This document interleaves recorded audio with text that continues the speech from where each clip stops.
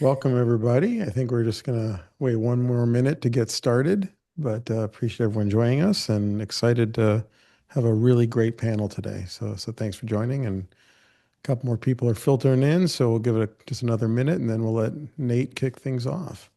Yep.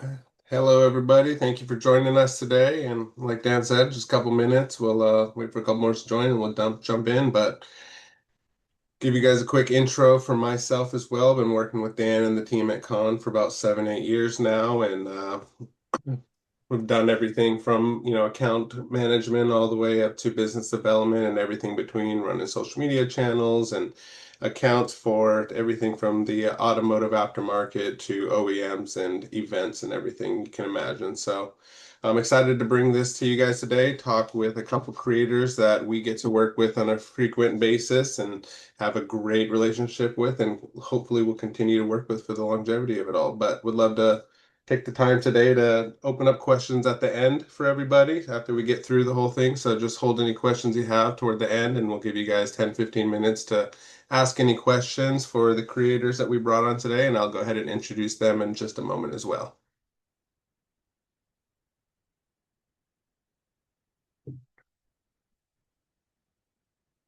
All right. So just a couple more minutes and we'll get going, but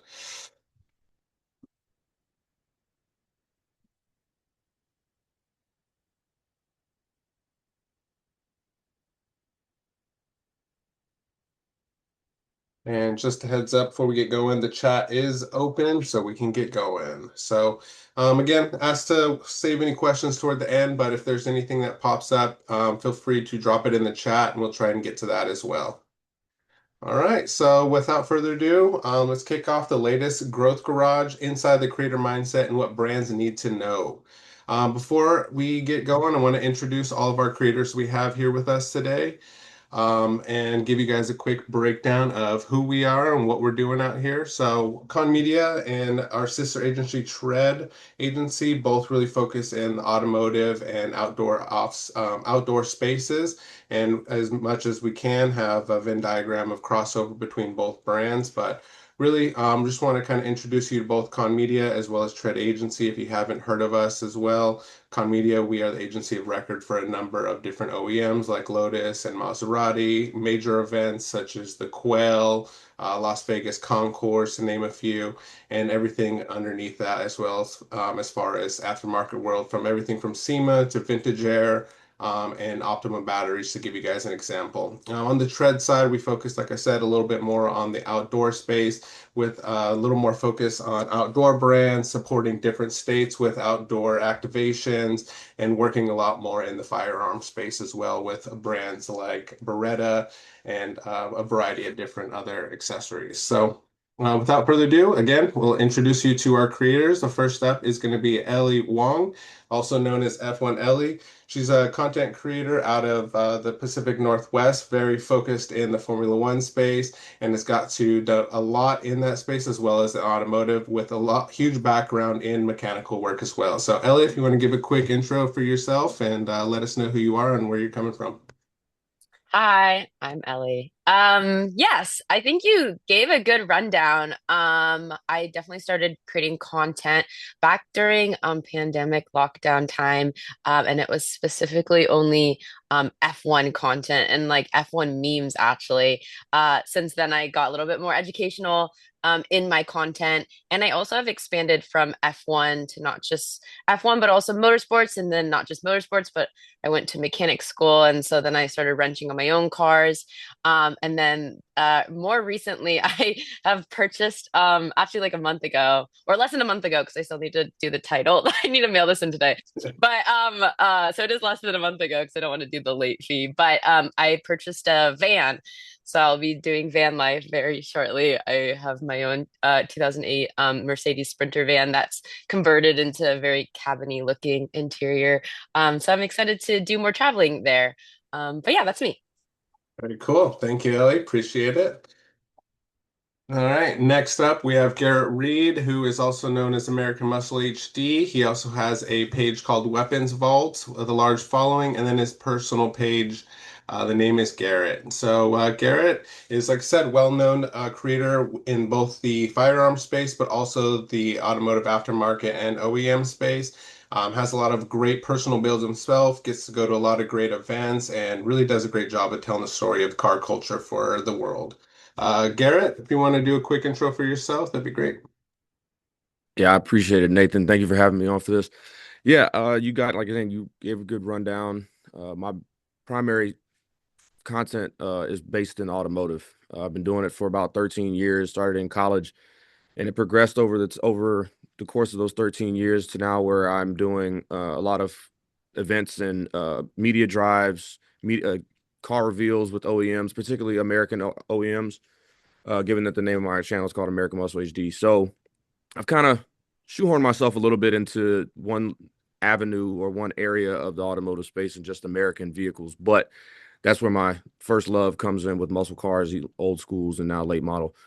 But I've had the pleasure to be able to work with, again, all the American OEMs on a lot of the newest cars that have come out in the last at least 5 to 8 years, which is really cool.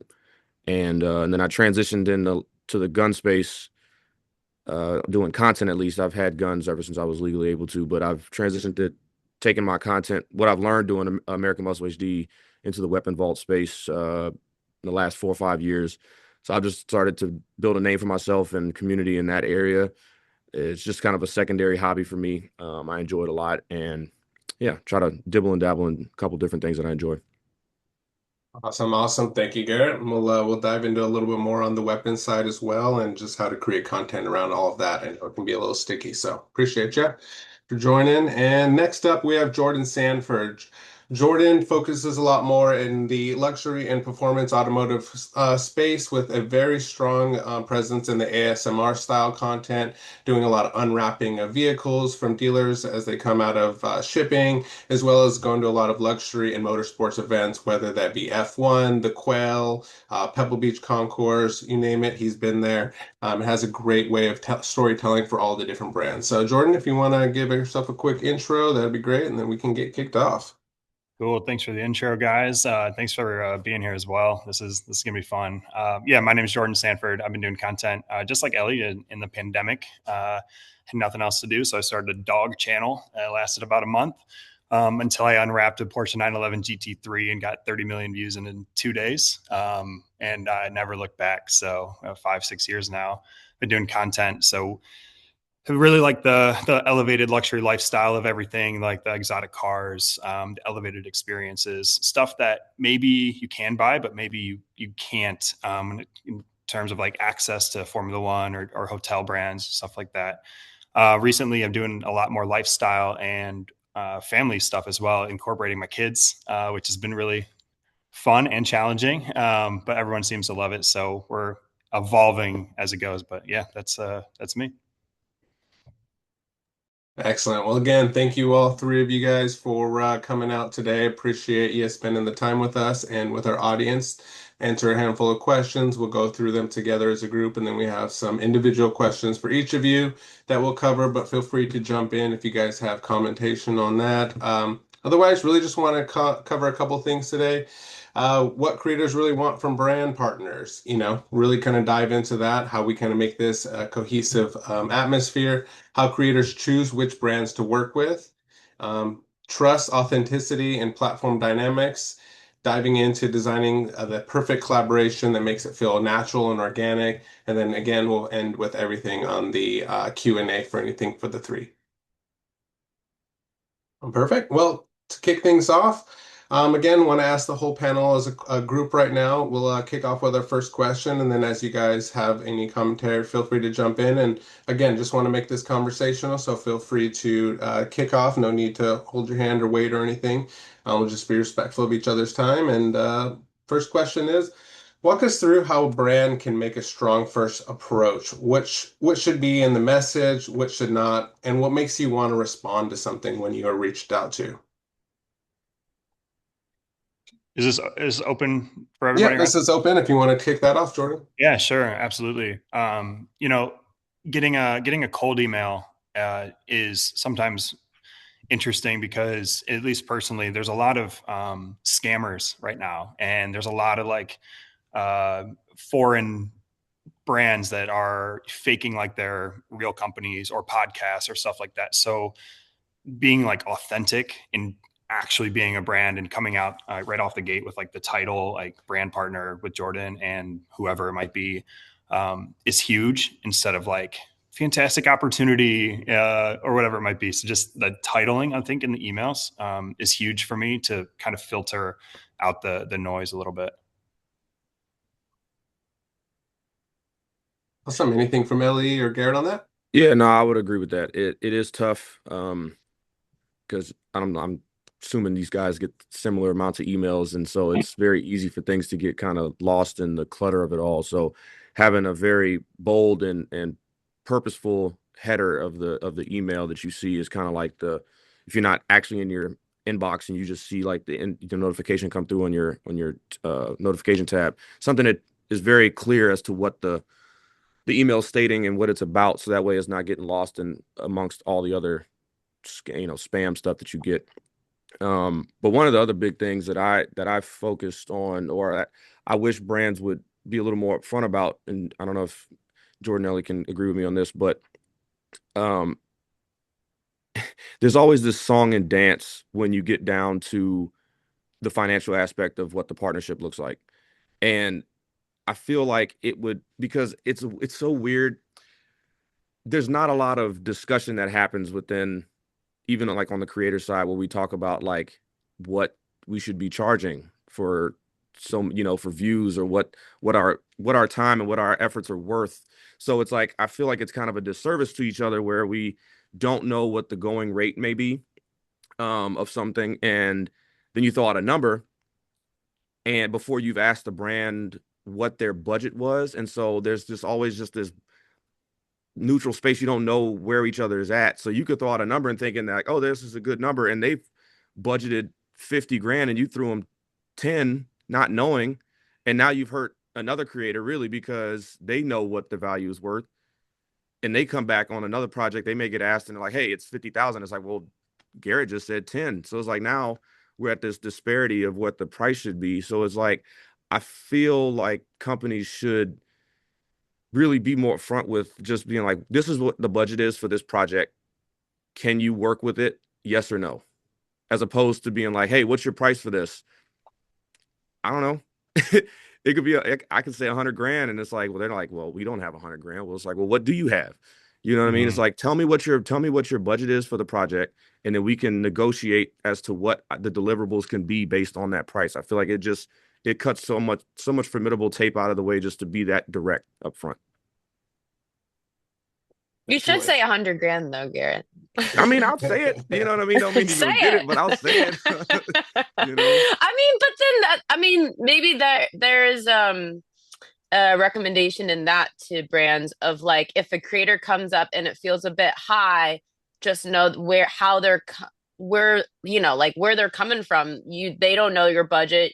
You definitely know your budget better. And I've gotten some brands coming back and be like, from the very first initial like talk about rate, they'll go we went a different direction.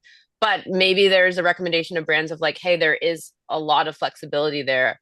A creator if they're doing their job well, should be kind of highballing the number, and then there's always a negotiation afterwards. I always feel like it's dodged a bullet if you give your rate and you go kind of on the higher end and they're like, oh, we went in another direction. Okay, that's great. I think kind of maybe all three of us are at that point where I think that's fine. But for smaller creators, I think that would be quite detrimental to them. So, yeah. Yeah, I think it's, that's a really good point. I think the power of no has been the best tool ever. And I know it's like in like a lot of books and stuff, but being able to say no to maybe some of the earned trips and saying yes to some of the higher ticket stuff or maybe the better experiences has been at least crucial for me, and not accepting everything. I think 2 years ago, I flew 200 times and I was Yeah. like, mileage status is great, but missing out on family and all the earned trips, like a steak dinner is great, but that doesn't pay my mortgage. So how can we, one, get a little bit more clarity from the PR side, because their job is to get us for as cheap as possible because they got to make money on their end. And then the brand needs to spend as least amount of money on their end so they can make profit. And it's like, like you said, a song and dance. And I don't know if we'll ever get great clarity on it because of those circumstances. But I think just holding to your value, knowing your worth, and then only accepting the brands that are willing to value as such. Certainly, certainly. Yeah, and then one of the things I would hope is that because I've had instances where I did come in with a price that I felt was indicative of what I'm deserving of or whatever, and then the company, like Ellie said, will just be like, "Well, never mind." And it's like, "Well, what? That's not how business works." It's like, no, let's negotiate or something. It's like, yeah, that's what my number is, but at the same time, like, there's always room to negotiate. That's how business works, So it's like having that, almost adult conversation, just be like, okay, this is what you came in at. Let me go back to my superiors or whoever the case is. Maybe let me look at the numbers. Let's see if we can come to an agreement of some sorts, and then just at least counter back one time. Now, if we're too far off, then you're too far off. But like it could just be a simple, let's just for sake of numbers say that I threw out 10 grand and they're like, well, we can do 8. That's probably doable. That $2,000 is probably doable as opposed to if I come in at 10 and you say you only got 2, that's a different story. But it's like we Yeah, wouldn't have known that unless the company came back and countered, unless they just, when they say, oh, we'll go somewhere else. It's like that's not and then really. not to stay on this question too, but and then we have like the agency side that representation for us too. And I don't know if you guys have management as well, but that has been always a tricky thing as well because automatically they're getting a chunk of the money as well. So if they're reaching out and then they get not they're talking to somebody else, they know that price is going to be inflated a little bit to cover that expense as well. But Mhm. it also alleviates that song and dance for us where we can just focus on the creative and let them be the mean people and charge what they need to charge, and we get to be the friends and the good guys. Yeah. 100%. And then just circling back to the kind of point on that, Ellie, as well. Is there anything, strong first approaches that have worked well for you that and I guess in that same vein, what are some earned opportunities that have made sense to you that, really struck out right off the bat versus some paid opportunities that you've maybe had to say no to? Yeah, I think yeah, for the first question, like some ways that brands have reached out that maybe have not been as strong. I don't know. I also am represented by like I have a manager. I also like to allow them to kind of do that song and dance with the rate so I can just focus on being creative and have a little bit more time back. But I would say that one of the things that some brands, so I'm kind of the first touch point. Like I do like to go through my own inbox and then pass the ball over to my management when it goes more to the logistical side of things.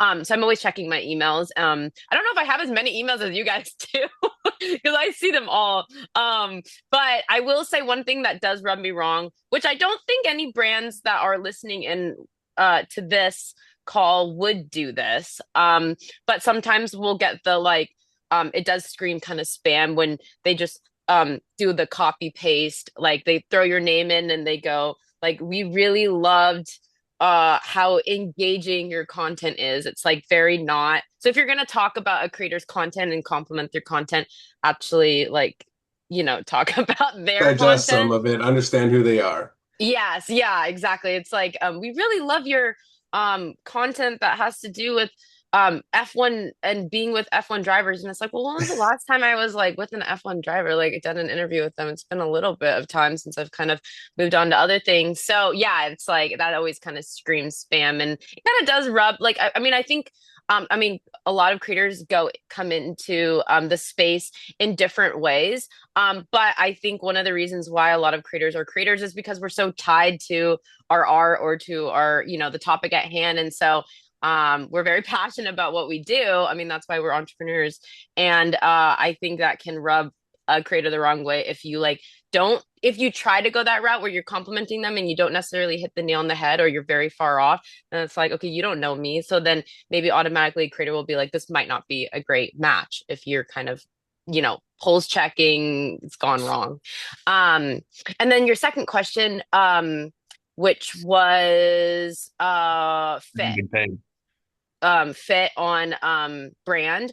I think going back to the point that there's like so many different creators that come into this space, I mean, especially now, like there's it's just so many of us. The space is so big, and we all kind of come into this space for different reasons, and we all have, we're all in different life phases. Like we did a call yesterday to kind of check that everything was good to go for today. And we were just talking about, what are our travel plans, like our life plans. Like Jordan's got kids, like I'm like, like trying to move into a van, like, so it really depends.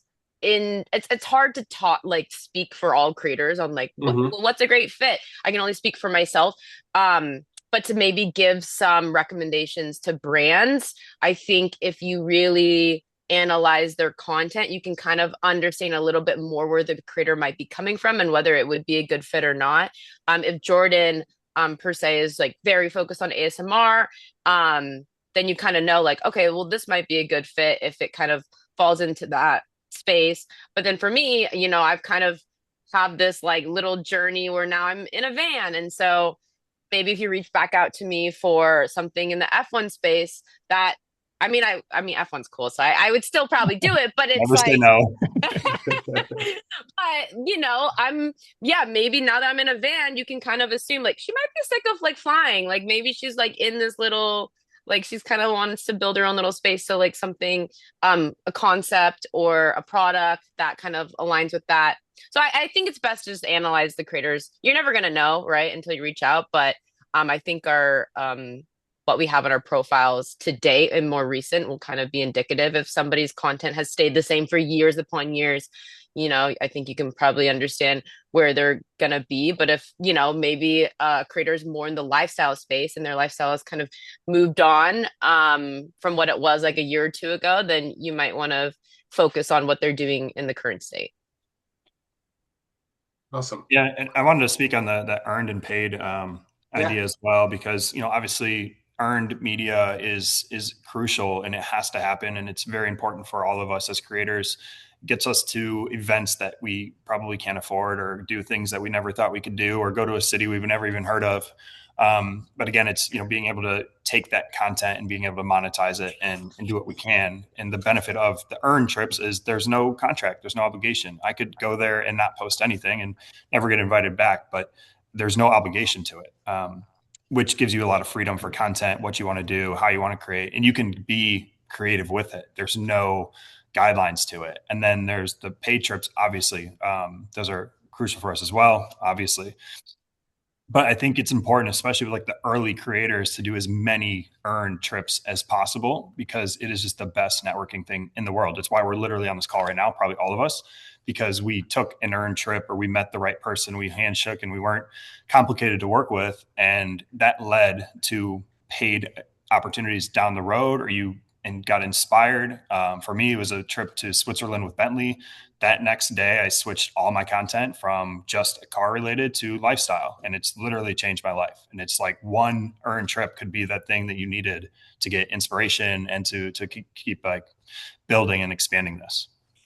Love Yeah, that. Love I'll that. follow up on what Jordan's saying on the relationship side of things. I mean, I'd argue that that's probably the biggest asset that I've had doing all of this is with, especially with the OEMs and I mean, just really within the whole automotive industry and the aftermarket and all of it is just the relationship building, because that honestly holds so much weight in how you move and how things happen, further down the line. A lot of times people expect things to happen overnight with these like partnerships or whatever. So it's like, to what Jordan's point was with the earned trips. Yeah, I mean, there's some of them that you just like, after a while, like we can all attest, there's some that we're just like, but then when you're young and you're first starting it, you need to do it. If you're getting recognized enough to get invited to those earned trips, first of all, that's a big deal. You know what I mean? So don't scoff at that. So take the advantage of that opportunity and go to as many of them as possible, because you got to network at those events. I mean, there's people, going to these media drives and vehicle reveals, again, to Jordan's point, most of those aren't paid. That's just an earned thing to go and get content of a new vehicle that's unreleased or whatever the case. But you're making friends within the brand. You're making friends with the PR and the marketing and the comms people, and they're keeping you in their back pocket, so to speak, for future things. And it's like, if you realize the potential that has with the networking, and you're purposeful with your intentionality of what you want to do within that brand per se, like say you come up with an idea and you're friends with the marketing people, Now you've got an end. You've got a direct line to pitch an idea to a brand that has, brought you into the fold. And it may have taken 2 or 3 years, but who knows that idea that you now can pitch to the marketing people, that could be the paid thing that you've been wanting to do. Yeah, and I think you're right because most of us, all of us on this call at least, treat it like a business because it is one. For me, with the kids at home, I have to leave the kids and go on a flight and be gone for 3-4 days. So the amount of pressure to perform when I'm not getting paid to do something that is going to be a future win is very important. And I think that it's tough sometimes when there's people there that are just like they're in it for the miles, they're in it for the free dinner, and they're getting paid because they're a journalist or whatever. They don't care. So that's like the biggest thing is that a lot of creators, at least now, especially the creators versus journalists, are doing a lot more. They're putting a lot more pressure on themselves to perform because we need to get paid by the platform during those trips. We need TikTok and Facebook and Instagram, or we need to get a brand deal out of it somehow, whether it be in 6 months, a year, or whatever. It needs to monetize somehow. Perfect. Well, that I love all of that, and it ties us into the next question perfectly. And really just want to touch on, some partnerships you guys had. Don't have to name anybody, but some partnerships that have worked really well in the context of easy to work with, but also great content to create, and you guys enjoyed the content and you enjoyed the final product. How has relationships, whether they be positive or negative, affected the outcome of the content at the end of it? Anybody else want to start? I mean, I can start. That's fine. Well, I think one of the best relationships I built, and I'll name them if that's okay. Yeah. So it's cool because the last year and a half I've transitioned from just the car automotive into more of that lifestyle space. And I built this relationship with Wynn Hotel in Vegas, and it started at the Wynn Concours, obviously and it all kind of comes back to Kahn Media, which I didn't even realize at the time that you guys ran that, which is really cool. So full circle moment. But being able to go with literally the best hotel in Vegas with this exclusive event being hosted, and it's a paid deal as well. So they have, everything set up from dinners to whatever. It's been the easiest brand probably to work with, and it's been 2 years now. So we've done three different deals. They've licensed the content, which is another cool thing that we could get into about UGC. And it's not just about views. Sometimes it's just being able to represent the brand the way they want it to be represented so they can run ads against it, which is a huge thing for me personally right now. But yeah, so the Wynn Hotel has been great, and it's been a 2-year relationship so far, hopefully going on the third. And it's just based on the relationships that we've built and not going there and just messing around the whole time and actually working. How does the content affect you from being on a paid trip like that versus maybe an earned trip on your first year, and the outcome of the content? So it's been paid since day one. And the cool part about it is they're very flexible in terms of like what I want to create, because they're not putting a ton of guidelines on me so that I can be because I can be me. They obviously have guidelines of like no showing gambling or certain things like that, because they need to hold the brand to a high standard and make sure everything is perfect with approvals and such. But it has been, it's honestly been a dream to work with them because there's no really negotiation with budget. They know kind of where I'm at, and every year it's been increasing, and they just say, hey, here's what it is. And I don't even really negotiate with them much because they know my rate. It's respectful. It's a good amount for me. They get what they want in return. I'm not, hijacking them for a huge amount. And now I get to do this trip every year. Love it. Well, 2 trips. Although 8 days in Vegas in November is a lot. Yeah, I can attest to that with you. Garrett, you got on mute. I was saying anything more than 2 days in Vegas is a lot. Trust. Yes, sir. Yes, sir. I'm not a fan of that city, but Awesome. I would say, Ellie, unless you want to go, I don't mean to jump in front of you. All right. I would say mine was probably with Dodge, and it's kind of crazy when you look at the vehicles that I own, because I own nothing but GM vehicles currently. Yeah. But I have, going back to what I was saying earlier with building the relationships and taking the time to put in that work to hopefully get something in out of it at the end. Started with 2018 when I went to it was an earned trip going to drive the wide body red eye Charger in Portland, Maine, and that was the very first press trip I'd ever been on with any brand. And it was an incredible experience. Obviously as a younger guy getting into this and getting to go drive a car on the track with a major brand. I mean, that was insane, right? So that right there was top list. And then moving on to just this year, however many years that's been now, but uh, retained those relationships, built new relationships with people throughout the brand, even as high up now as the CEO Matt McAleer, which is really cool.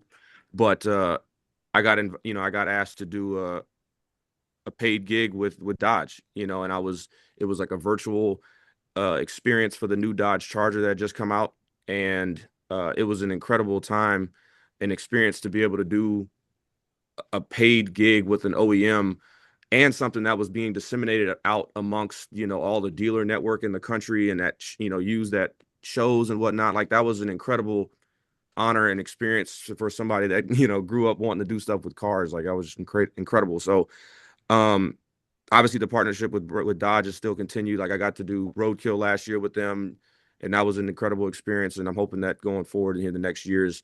And then the other cool too thing is like it's underneath an umbrella of Stellantis. So there's a bunch of other brands now that I've kind of worked my way into with Ram and Jeep, which I've started doing more stuff with Jeep in this year. But again, that just all comes from networking and expressing what you want to do, and they will, eventually, those companies will find somewhere for you to fit in. And I'm just super thankful for it. So I think that the Dodge deal and Stellantis in general has been like one of the best partnerships I've had. Awesome. And would you say there's a reason for that outside of them, obviously progressively getting, closer to you? Is there a certain thing they do that helps you create content your best way, or in building that relationship that you've kind of helped them understand how you need to create content or what you need to be successful? I think they just see where my strengths are, and it just plays in line with what they need.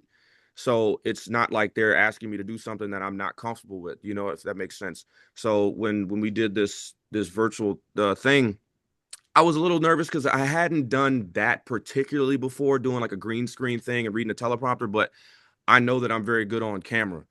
And so it was just once I got a little bit of the jitters out reading the first couple of lines, I realized I was like, oh man, this is a cakewalk. And then by the end of filming, because we had 2 days worth of filming, I finished all of what I needed to film in a day and a half.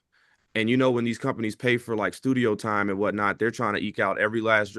We finished ahead of time, and they told me like that never happens. So I was like, that was a huge compliment to myself, to pat on the back for me to be able to like, yo, like I delivered what they needed perfectly, and I did it before the time that they allotted. I was like, that's really cool. So I just think that they see where my strengths are and they play to that and what they need for their content, which is it makes it easy for me because it's natural. I can just go in there and just knock it out. Very cool. Love that. Cool. Ellie, anything you want to add to that, or we can jump to the next question if not? Yeah, I think brand wise, when I was just thinking back like this past year, since we're almost done with this year, which is crazy. This past year, I think well, I wouldn't say favorite, but like top brand that comes to mind, for me was actually Lenovo. I went to F1 Montreal with them, and it was like, I don't want to say, I don't know the word for it because it's more than trifecta. 'Cause trifecta's three. There was it was so holistically such a great experience with them because it was like they paid really well, which was amazing. The girls on the trip, like the marketing girls, were so amazing to be around. So like very professional and just like the people wise, it was great. Also the experience of going there. Sometimes F1 trips, especially if they're paid, so you've got like hoops to jump through, it can be really stressful. Really, if it's an unpaid trip, it's just fun. But when it's paid, and then there's just so many things you can't show or can show, and it's like within a certain window of 2 days, it can be really stressful. But they made it so easy, so I was kind of like white knuckling the weekend going into it, and I was like, wow, they just made it. They were really well prepared. and also I'd never been to Montreal. I've never been to Canada before. So it was just like so many different things. Oh, and they gave me a free laptop. That was awesome. There It you was like go. it was to promote In love with that. yeah, their phone, but then they were like, if you want to edit over the weekend, you obviously can't edit on a different brand. So here's this free laptop. There's just so many things that made it such a good experience. Maybe that's one thing brands can think of is like, it's not just like a creator being paid, but like if I've gotten paid a lot, but then the experience was absolutely dreadful and the people were miserable, and I would actually drop that down like like Hmm. a lot of rungs of like brands that work for, like I've gotten paid and then the brand was horrible to work for and I would not work for them again even though I'd know that they'd pay me a bit. Like it's just like not, it's just Not not worth it. needed. Yeah, not worth it. Like Yeah, I think Yeah. you bring up a good point. I think the team of these agencies is almost more important than the budget. I think you're right. yeah. It just says we are like they don't want to pay $1 million for this creator to, and then they're horrible to work with. So it's definitely that like symbiotic relationship. And if they can make our lives easier, and we can make their lives easier, and then you can do 2, 3, 4 trips with them. But I think you're spot on with that. Yeah. Yeah. There's just a lot of different reasons why you can, hold yourself really well for to a creator. The other thing I was thinking of is like if you're offering a creator like kind of a pinch me moment or just like a, Mhm. some opportunity that they maybe might want to get into, or it's kind of a bit rare. One thing I did was I went to Germany quite a few times this last year to do a presenting role with Mercedes for their YouTube. And that was like a pinch me moment. It was really hard work. Like I did not have much presenting background before. And it was a little bit of acting too, which was interesting. But I would just rate that so high because like it was just such an opportunity I've never experienced before and realized I really liked it. And yeah, I think that's maybe where like the trips or just like what do you have to offer to the creator. But I would say like the Lenovo one is like, if you're doing a paid thing, it's like what super, just being super well rounded on having a great team, a good experience, having money behind it.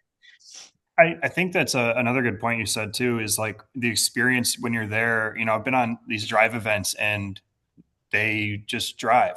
And I'm like, well, can we like create content? And they're like, well, you're driving for 5 hours. I'm like, I know, but I can't film anything. And then then they schedule golf, and then they schedule this dinner, and then they got this cocktail hour. I'm like, But it's probably hold built on. for journalists. I think Like, that's why. It's it actually is. some of the OEMs they've have now the Yeah. creator wave and the journalist wave, and Yep. that's Yes. been super helpful. I know not all OEMs have the financial, They're financials to working be on able it. to I do that. think Yeah. it's Yeah. evolving for sure. And Yeah. honestly, like I was saying with like the Bentley trip, and I was the car guy in a lifestyle wave, and nobody knew what like even a car was. And I was like, well, wait, I'm like the lifestyle guy in the car wave. Like, wait, I'm like in the middle here.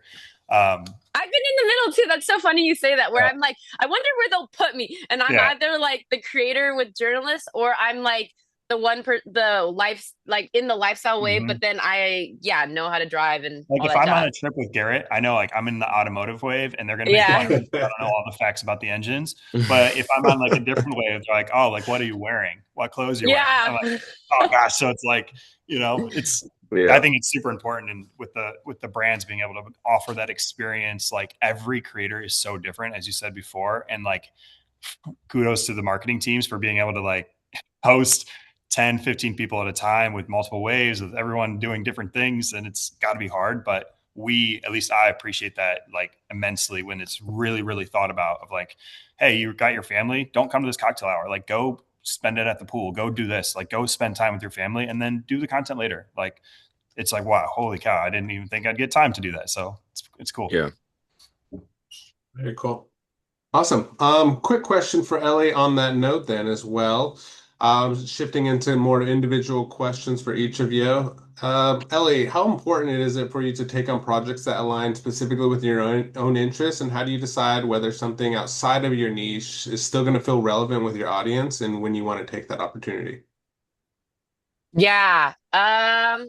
It's ooh. I feel like I've done a lot. Like I used to be in gaming. I was like F1. Like it's kind of been like a little, almost like diary. Like I think as a creator, I've kind of just, it's very important What I'll say is I'm not shy about dropping something, even if people, like it's not like I've dropped F1, but like I definitely am not pursuing that as much as I'm pursuing van life. And so my interests outside of what people think is cool or not cool or what's making money, I just like to follow my interests. And that's how I kind of create how I treat content creation. Yes, it's a business. Like I've got my manager focusing on the logistics and the financials, but I just think content creation is so cool because I had a 9 to 5 for a year before like pandemic hit and stuff. Like I, have a business degree. I was in marketing and healthcare actually. So I've kind of experienced a little taste of that. And it's like, I know I just can't go back to like the desk life. And one of the great things about content creation is like, whatever I want to do in life, if I just make content around that, then I can live that life. So I thought it was so cool to like fly around and like go to all these cool places. And so I'm like, okay, like my content will be very journalistic or explainers about, focusing on different things. And it allowed me to live that life.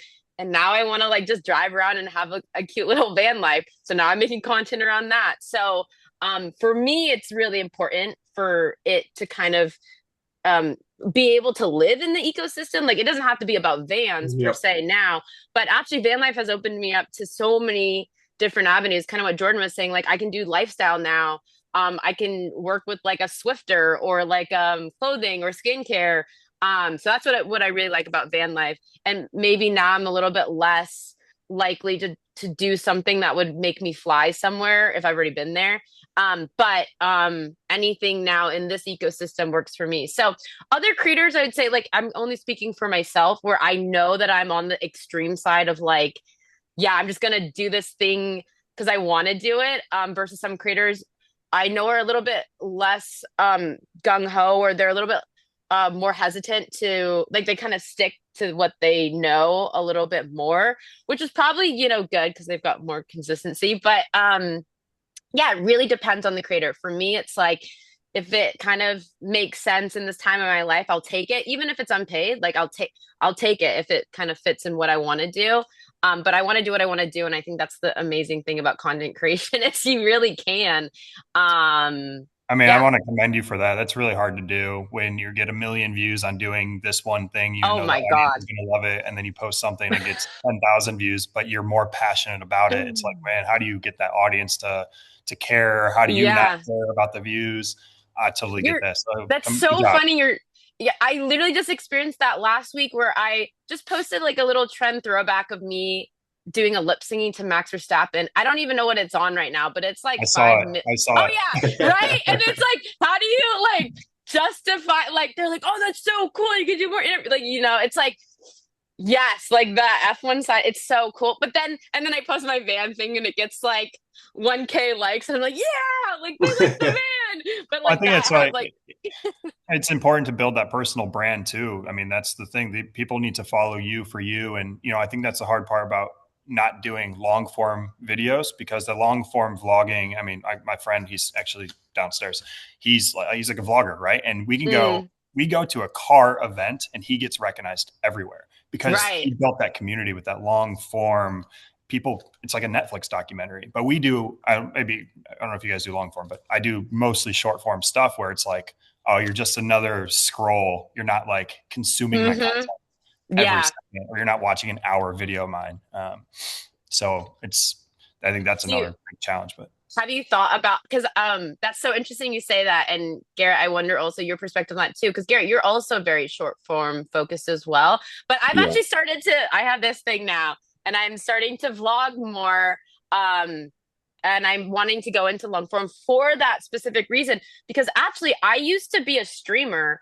oh, And so I I did can like tell the you're good. You're good on camera. I can tell. oh really? But Thank yeah, you.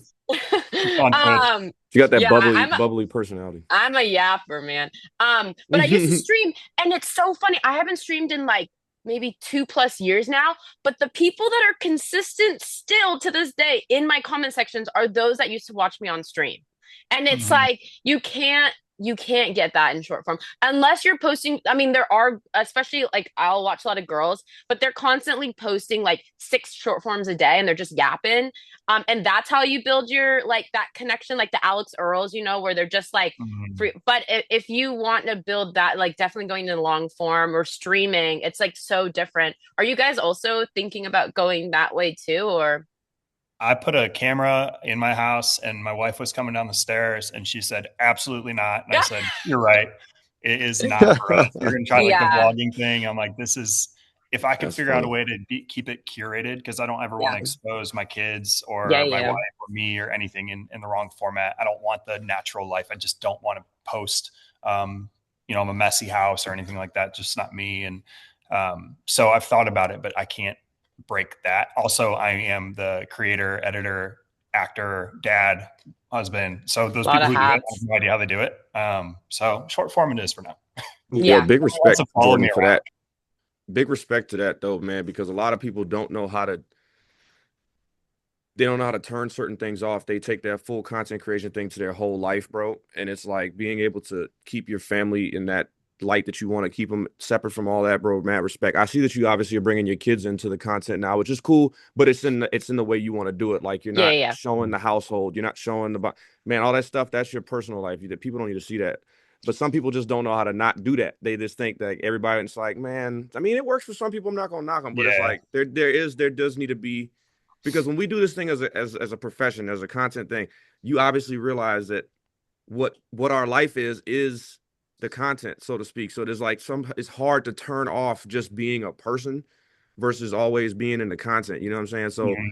being able to Yeah, turn it off with the I struggle family. with that. I literally just had a call with my wife, and I was like, I need your help to help like with ideas and the kids because she's like the nurturer, she's the mom, right? She's, I was like, I'm just the content creator that was like thinking, oh, how can we do this like cool video with them? But I need her to be like, hey, kids, we're gonna do this cool game and like do this thing so that they're having fun while doing it. Because I don't want to be like, Yeah. hey, you know, do this now, right? Like, I want it to be a Yeah. fun experience and like Yeah. but yes, the long form is an issue right now. But we're gonna keep cracking on the short form, and Well, it's doing great. So having I fun. want to be able to jump into the long form stuff more honestly because like Jordan said, I don't build cars particularly, like I don't build them myself, but I have a couple of cars, few cars that I've had built. And that's one of the things that I think a lot of people recognize me for is for my vehicles. So like when I post about them and I show up at shows, people know me for my Escalade, the Monte Carlo, and just different people, different people know about different cars. And I think that that's really where I'm trying to go next year with doing build series, um, working with the brands that I have within the aftermarket community and getting to build cars because that's where I think in my profession and what I do in the automotive space, that's where I'm going to continue to grow and be in front of people is building these vehicles because you look at all these, you look at a lot of the big automotive content creators, you got Cletus, you got Whistling Diesel, you got Goons, all these guys, they're constantly putting something out. Whether or not the time frame is accurate to what they depicted or not, they're always having a new vehicle in front of their audience, something that they're constantly looking forward to the next update of the build process. So like something like that is really where I kind of want to get into that long form. Yeah. But I mean, my guys, issue is I don't like the vlogging thing. Like I can't do I've learned to do it on the short form What's up, stuff. YouTube? Yeah, I can't Hey, exactly. do it, man. like and chat. Because my subscribe, problem is, baby. yeah, what's up, chat? No, my problem is it's too many things to focus on. And then I'm worried about how I look in the footage and then I'm remembering having to remember everything You I'm trying look to great, say. I Garrett. appreciate Calm it. I appreciate it. down. But it's like holding the camera up and make sure I'm not like holding down like the boomers on Facebook showing the chin and all kinds. I don't want to do that. So I want to make sure that the footage looks good. So that's why I'm like, I really ideally would like to have like a camera person. And I've done instances with brands where they've had a camera person walking around and I can just focus on me being me. I don't have to worry about my mic situation. I don't have to worry about the cameras rolling or none of that. I can just focus on what I have to deliver content wise and everything else is taken care of. And that's where I shine when it comes to content and like recording. So that's really where I got to get to with the long form content is figuring out a way to have like a videographer. Well, I think what we're kind of all saying too is, our first video that we posted in, COVID or whatever it might be, and is totally different from the post we're Oh going to yeah. post today. And it's Yeah. that evolution of yourself, the content, the algorithms, everything. And it's we're just being able to adapt and shift and being able to pivot at the right moments, or hopefully the right moments, and just keep building again that personal brand, that thing that we're all trying to do in order to, because you don't know when Facebook no longer exists, or when the Vine days, right? Like that, Yeah. everybody had to convert from Vine to Facebook and TikTok. YouTube. And well, that wasn't even TikTok then. So Well, now yeah, we got yeah. the TikTok thing, and what's the next Musically. app, and right. And it's being able to pivot and shift and grow our audiences on every page, and building just an authentic following. It's that like Yep. cult like following that you want, but being authentic, and that's the only way through it. Awesome. Well, just with the respect of time, I know we're running short on the end of the hour. Just want to jump into a couple Q&As for the group here and see if we had any questions. I know we had a couple going up. One of the first ones we had for the group was for brands evaluating creators who are newer and just building their following. What criteria indicate that the creator is poised for success and would be a good early partnership? So what are some things that you guys have seen, and even in your own kind of eyes, as far as a micro or early starting creator, that there's some green flags essentially for a brand? That they're purposeful in what they're doing. Like you can see like this is the exact route that they're going with their content.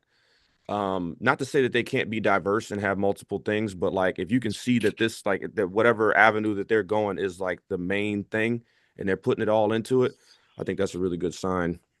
Yeah, I was gonna say work ethic. We were at the what's that rooftop car show at in Vegas. The Sunset GT.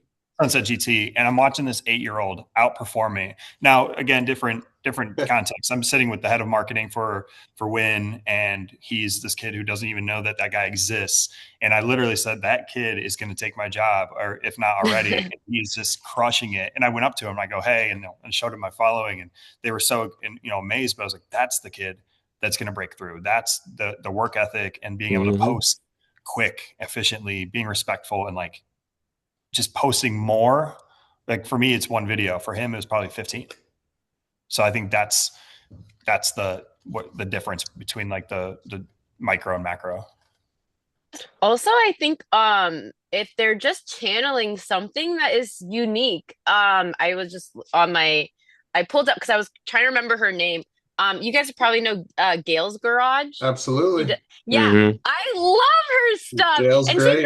yeah, she's only been posting for a year, and I'm like, she's gonna go places because okay, so for Gail's Garage, she does like car spotting, that's her thing. And I'm like, oh my gosh, I've never seen like a fun super fashionable New Yorker gal, and she does this car spotting, and it's like you get the branding, you get it, and then she's super consistent. So there's the hardworking aspect, like she edits her content in ways that are unique, and yeah, I love her stuff. It's super positive, and That's she awesome. does the like she's got different series, and it's educational, and she explains, Insane. yeah, Inclusive.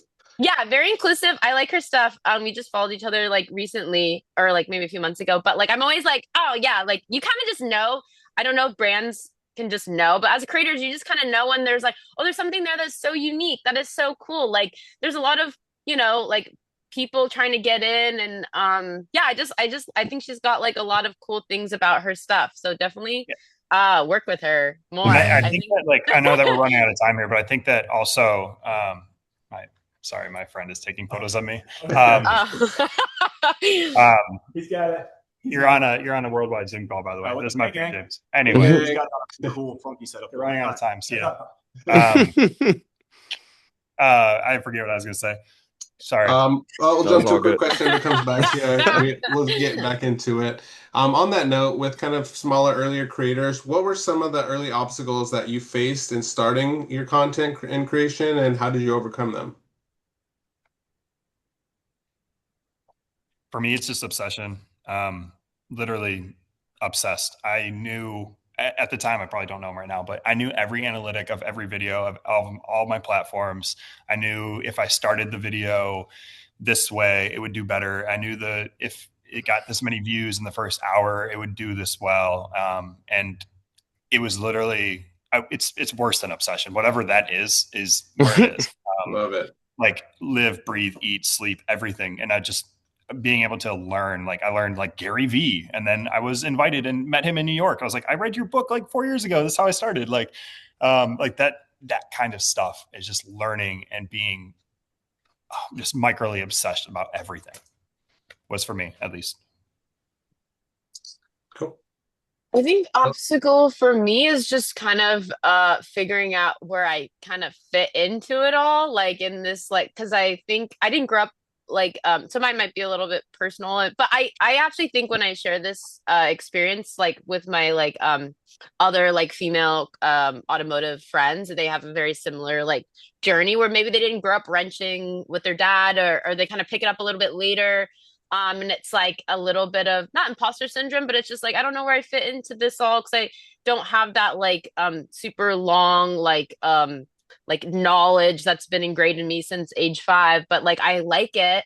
And then it's like trying to figure out what I like about it. Cause it's like, well, I like motorsports to a certain to an extent, and I like wrenching on my car, but to a certain extent. And then I like the van life stuff. And then I'm kind of so it's like, how do I fit into all this? Like, and then it's not just like personal journey, like how I fit into all this, but like how do I brand that? Like how do I communicate outwards of that? Maybe that's actually more of because I think when I just did F1, that obstacle was just it wasn't necessary because it was like, well, it's just F1. So like that's but now I'm kind of like, how does this all make sense? And then to me in my brain, but then how do I communicate that? So it's kind of like twofold.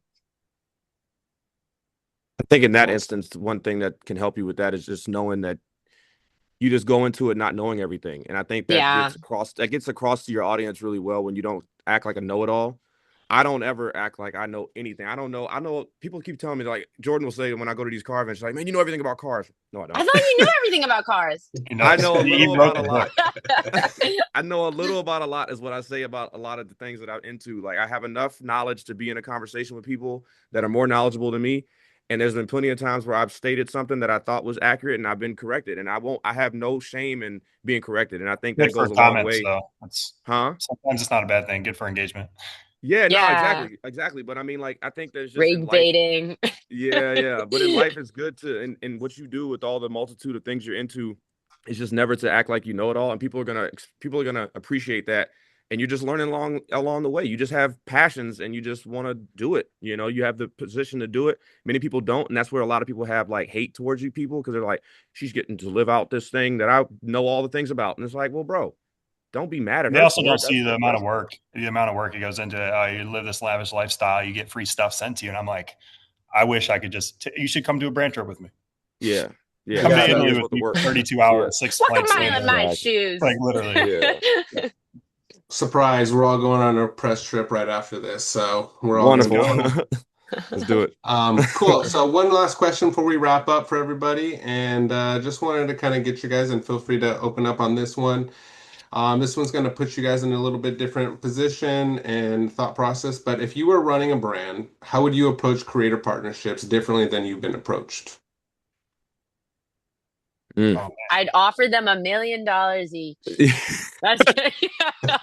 Lifetime deal, millions. no, I think. um Go ahead, Ellie. Go ahead, please. oh, I was just gonna say that if you have one-offs with creators, I feel like long-term deals or like the kind of more of like longer relationships with creators, I would probably uh, explore that more. So I feel like sometimes there's a lot of like one-offs. I mean, I do have like ambassadorships with certain brands, but I love that. I love like I do more for probably like quote unquote free for those brands. If not, like I think there's a lot of good that comes out of those relationships. So if you like a creator, I would say like figure out how you can, inject them in other Ongoing yeah, cadence. ongoing things. Yeah.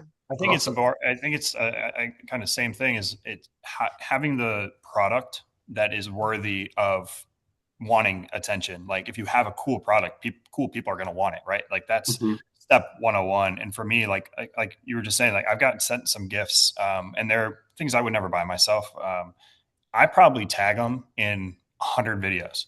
I don't even know what I should be charging them because I didn't charge them anything. They just send it, but I'm like, I love it. It fits my lifestyle. It's perfect. And I would never buy this for myself. So that's what I would do. I'd develop a brand, a product that people would want to have for free.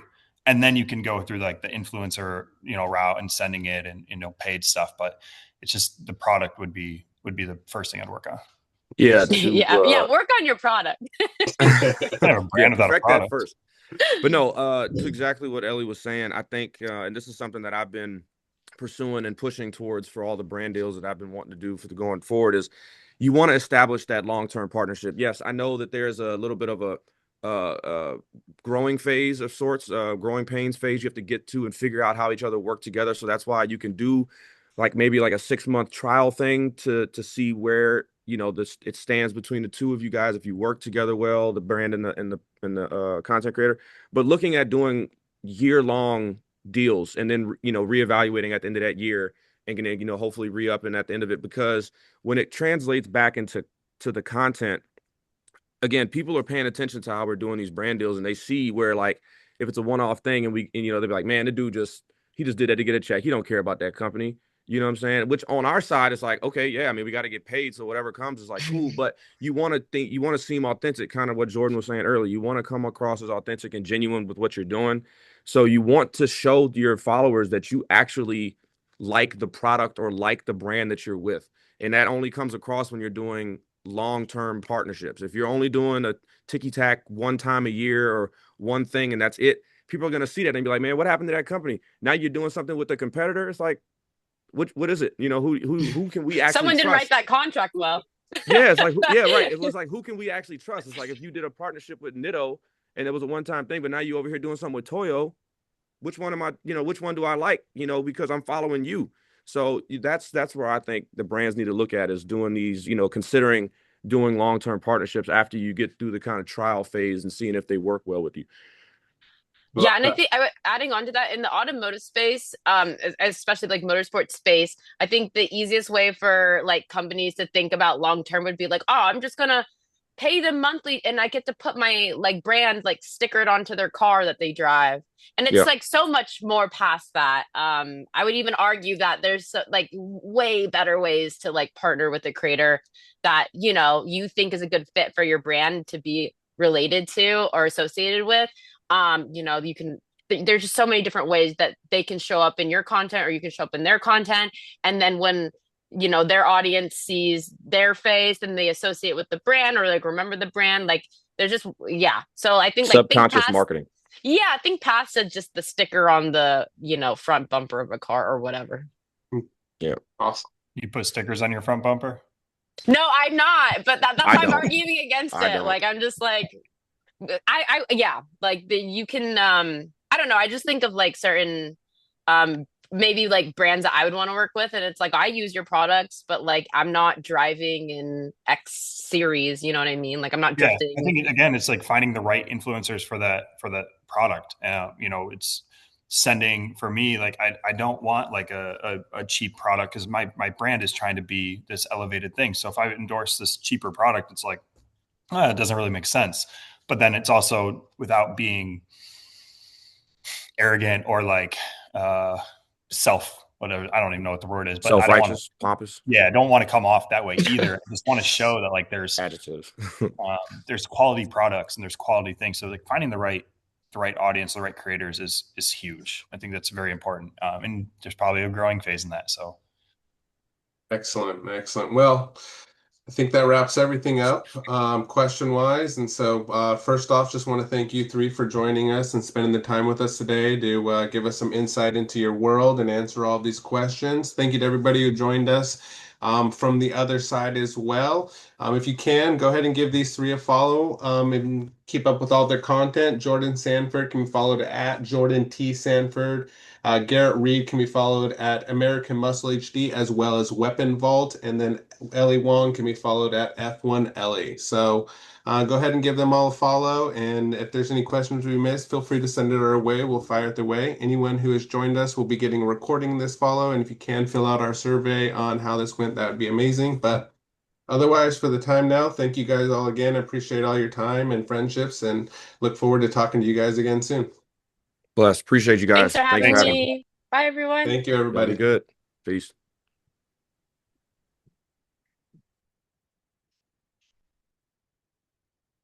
it's just